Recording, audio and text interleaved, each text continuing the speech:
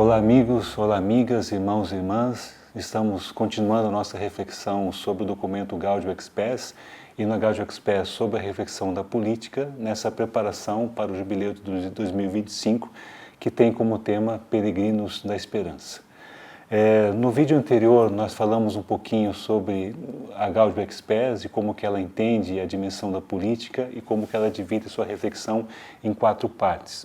O que queremos trazer agora é que a dimensão política ela faz parte da vida cotidiana da Igreja, como faz parte da vida cotidiana de todos nós, porque estamos inseridos na sociedade. A Igreja não é um espaço à parte do mundo, ela faz parte do mundo. Aquilo que ela decide, o modo como ela se expressa, o modo como ela se relaciona, tem uma dimensão concreta na sociedade que nós estamos vivendo. E aquilo que vai ocorrendo no mundo, as mudanças, as transformações, os conflitos, as questões econômicas, sociais, também tem impacto naquilo que a Igreja pensa e no modo como ela interage nessa atual sociedade. Dentro disso, nós temos aquilo que foi proposto no Concílio Vaticano II, dividido ali em 4 partes, a dimensão da esfera pública, a dimensão política, todos nós atuamos a relação política e qual a relação da sociedade e a Igreja nesse viés político, mas nós também temos o ensino social da Igreja que vai atualizando essas reflexões no passar dos anos. Então, o concílio termina em 65, nós tínhamos uma concepção política em nível mundial, dividido em 2 blocos.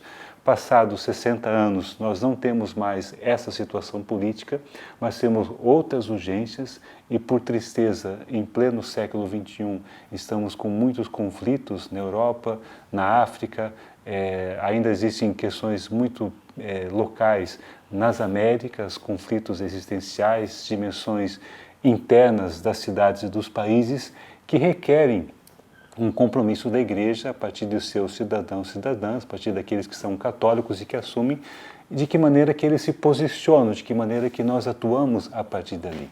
E um grande princípio que hoje a Igreja defende é a defesa da democracia. Então a democracia é um bem, é um valor, e nesse valor ela tem como categoria e como condição respeitar as diversas expressões culturais, políticas e religiosas. Então nós podemos expressar a nossa fé, mas também outros podem expressar a sua fé, mas além de expressar a fé, existem grupos e segmentos da sociedade que merecem uma atenção, então a Igreja também se posiciona em relação a isso, em defesa desses grupos, em defesa dessas pessoas, também atuando na questão da educação, da sociedade e da cultura como princípios dessa relação e dessa postura política a partir dali.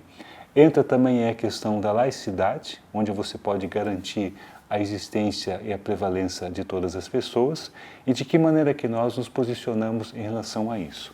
Então nós temos, enquanto CNBB, esse subsídio que trata a questão da política e que faz parte de um conjunto de materiais em preparação ao ano jubilar. Aquilo que nós estamos conversando com vocês é baseado nesse subsídio, como também está baseado naquilo que é o documento matriz, que é a Gaudium et Spes do próprio Concílio Vaticano II.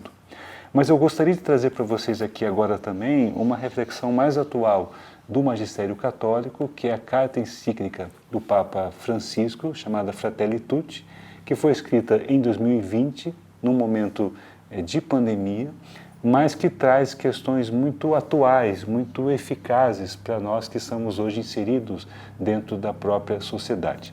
Na primeira parte da Fratelli Tutti, o Papa Francisco fala dos grandes desafios atuais da sociedade e, por conta da pandemia, esses desafios se tornaram ainda maiores, Na segunda parte, ele fala da figura do bom samaritano, colocando a figura do bom samaritano como um modelo ético para todos os cidadãos e para todos nós que somos cristãos. Então, essa maneira de você se importar com o outro, de você cuidar do outro, se sentir responsável pela outra pessoa. E na sequência da parte, terá um momento específico no documento que o Francisco fala da melhor política, ou seja, a política que hoje é mal vista por grandes setores da sociedade, ou ela não é entendida, ou ela é desacreditada pela opinião pública, ela tem que ser resgatada como uma tarefa, um exercício de caridade. Então, se há maus agentes públicos que fazem um mau uso da política, nós devemos entender que o bom uso da política, ele prevalece e fortalece direitos, fortalece estruturas, ele favorece a construção de uma casa comum. Então, como é que nós, como igreja, nós como cristãos e cristãs, católicos, católicas, favorecemos um bom exercício da política, na preparação, no cuidado, formando agentes públicos para que possam exercer o seu papel, não em defesa da igreja em si, mas em defesa de valores que a igreja entende como são irrenunciáveis. E a democracia é um valor, o direito à vida é um valor, a paz, a justiça, a fraternidade, a igualdade entre essas pessoas que aqui estão. E eu separei aqui uma parte que está na cartilha do Jubileu e que é próprio da Fratelli Tutti, onde Francisco nos dá alguns desses exemplos. Peço licença para que eu possa ler uma pequena parte aqui para vocês. Para se tornar possível o desenvolvimento de uma comunidade mundial capaz de realizar a fraternidade a partir de povos e nações que vivam a amizade social, é necessária a política melhor, a política colocada a serviço do verdadeiro bem comum. Mas hoje, infelizmente, muitas vezes a política assume formas que dificultam o caminho para um mundo diferente. Ou seja, o mundo hoje está em constante transformação, está em constante mudança, e isso afeta a vida de todos, seja em nível local, seja em nível global.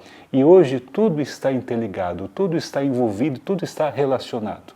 Então, de que maneira a igreja se coloca a serviço de uma boa política, para que ela possa garantir a defesa das pessoas e a construção de uma casa comum. E mais à frente, o Papa continua com a sua reflexão. Reconhecer todo ser humano como um irmão ou uma irmã e procurar uma amizade social que integre a todos não são meras utopias. Exigem a decisão e a capacidade de encontrar os percursos eficazes que assegurem a sua real possibilidade. Todo e qualquer esforço nessa linha torna-se um exercício alto da caridade. Com efeito, o indivíduo pode ajudar uma pessoa necessitada, mas quando se une a outros para gerar processos sociais de fraternidade e justiça para todos, entra no campo da caridade mais ampla, ou seja, a caridade política. Então, cada um de nós se faz responsável e cada um de nós oferece aquilo que você tem de melhor para o exercício, para o cuidado, para a proteção, para o fazer o bem.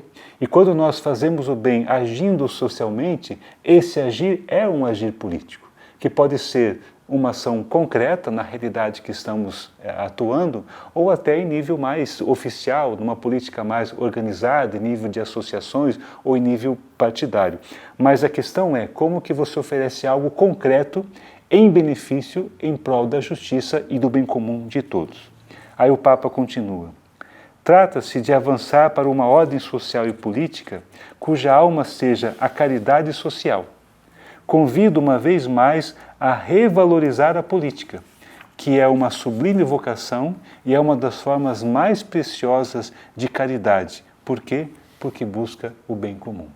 Então, se hoje nós temos maus exemplos da atuação política, a Igreja, no seu serviço ao mundo, que faz parte da sua missão, da sua construção do reino, vai tentar favorecer pessoas e grupos para o exercício de uma boa política em nível pessoal ou em nível mais organizado, mas em vista do bem comum. E isso, diz o Papa, é um exercício da caridade, é o exercício de você fazer com que o bem comum se faça presente na vida das pessoas. E com isso, nós convidamos a todos a seguir nessa reflexão, a seguir nessa preparação para o Jubileu de 2025, porque somos todos peregrinos da esperança. Muito obrigado.